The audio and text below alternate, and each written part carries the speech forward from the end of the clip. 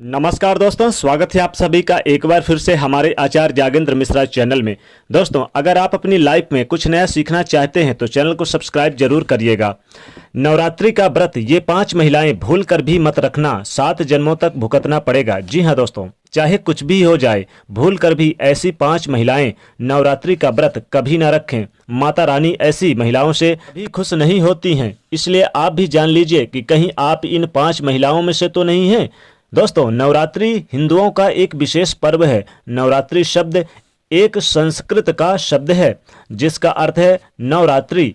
इन नवरात्रि के दौरान शक्ति देवी के नवरूपों की पूजा की जाती है। आपको बता दें कि नवरात्रि एक महत्वपूर्ण व्रत त्योहार है जिसे पूरे भारत में महान उत्साह के साथ मनाया जाता है। लेकिन क्या आप जानते हैं ऐसी महिलाएं भी हैं जो इस व्रत को ना रखें तो अच्छा है। मान्यताओं के अनुसार आज हम जिन महिलाओं के बारे में बात करने वाले हैं उन्हें नवरात्रि के व्रत से हमेशा दूर रहना चाहिए, नहीं तो इससे माता रानी क्रोधित हो सकती हैं। आपके साथ कुछ बुरा हो सकता है, आपके परिवार में संकट आ सकता है, आपके पति पर भी किसी तरह का संकट आ सकता है। तो चलिए जान लेते हैं दोस्तों, लेकिन उससे पहले आपसे रिक्वेस्ट करते हैं वीडियो को लाइक कर दीजिएगा, दोस्तों के बीच शेयर कर दीजिएगा, और यदि आपने अभी तक चैनल को सब्सक्राइब नहीं किया तो चैनल को सब्सक्राइब करके बेल आइकन को दबा दीजिएगा। दोस्तों, इस लिस्ट में सबसे पहले हम बात करेंगे तलाकशुदा महिलाओं की। शास्त्रों के अनुसार शादीशुदा महिला या पुरुष अगर अपनी शादी के बंधन में अलग हो चुके हैं, शादी के बंधन से अलग होकर रह रहे हैं, तो नवरात्रि का व्रत कभी नहीं रखना चाहिए। महिलाओं के साथ साथ पुरुष भी इस बात का ख्याल रखना चाहिए उनको भी कि अगर वो तलाकशुदा हैं तो ये व्रत कभी भी ना रखें, क्योंकि ऐसा करने से माता रानी खुश नहीं होती हैं बल्कि क्रोधित हो जाती हैं। आपकी जानकारी के लिए बता दें कि शादी 2 दिलों का बंधन है जिसके बंधन में आजीवन रहना होता है, ना कि अलग अलग, क्योंकि शादी के साथ वचन निभाना भी एक व्रत के समान है।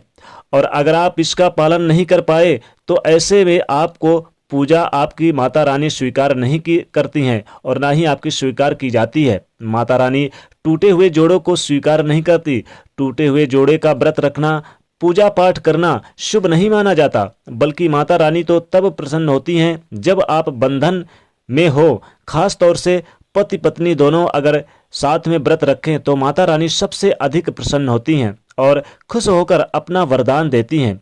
ऐसे में शेरा वाली माता बहुत प्रसन्न होगी, इसलिए दोनों को मिलकर पूजन पाठ करनी चाहिए, ना कि अलग अलग। दोस्तों, दूसरी बात, एक वेश्या को नवरात्रि का व्रत कभी नहीं रखना चाहिए और ना ही करवा चौथ का व्रत रखना चाहिए। ऐसी महिलाएं भूलकर भी ना रखें। शरीर की पवित्रता ही जब व्यक्ति की खत्म हो जाती है तब वह महिला ही नहीं बल्कि पापी भी कहलाता है, इसलिए आपकी पूजा कभी भी सफल नहीं हो सकती। यह व्रत इसलिए इस तरह की महिलाओं को कभी नहीं रखना चाहिए। दोस्तों, अगर आपको कोई घातक बीमारी है तो आप इस बात का ध्यान रखें कि आपको नहीं रखना चाहिए व्रत। शास्त्रों में कहीं पर भी इस बात की मनाही नहीं है, लेकिन उदाहरण के तौर पर अगर आपको शुगर की बीमारी है, दिल की बीमारी है, शरीर में कमजोरी होना, चक्कर आना, बीपी का बढ़ जाना, शरीर में दर्द होना वगैरह वगैरह, तो आप ये व्रत ना रखें, नहीं तो आपके साथ कुछ भी हो सकता है। इसलिए आपको सावधानी बरतनी चाहिए, क्योंकि स्वास्थ्य को नुकसान पहुंचाकर भी की गई पूजा, यानी कि भला माता रानी कैसे प्रसन्न रहेंगी।